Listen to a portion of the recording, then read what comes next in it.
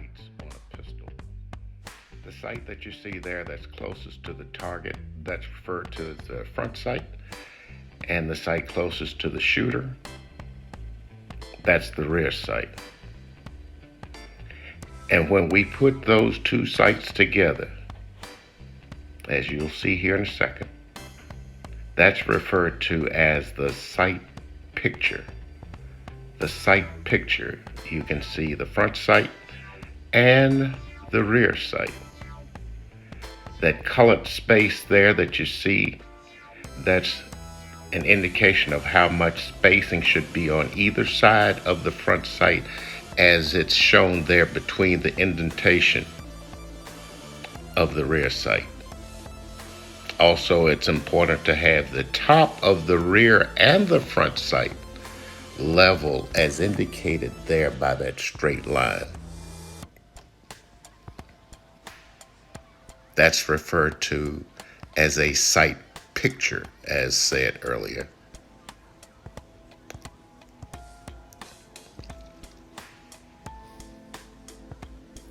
As we go forward,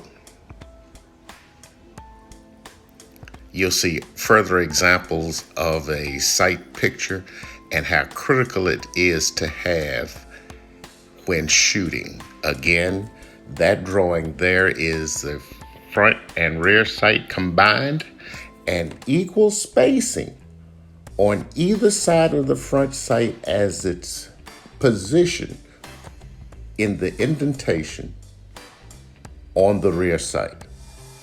Now, once you have a target,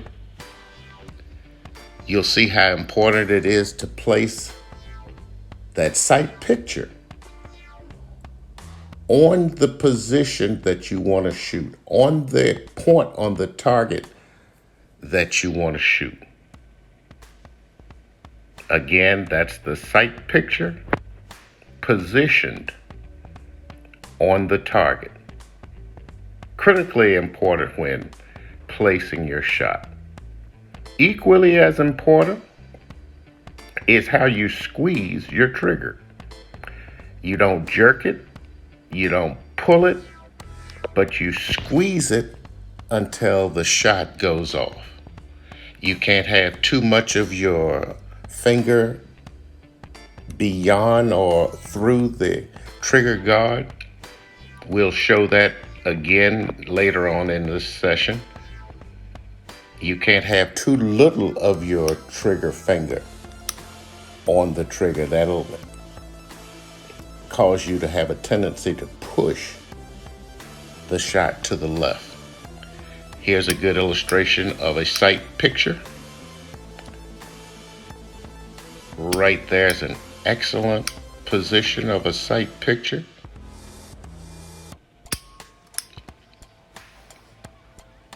Here you're seeing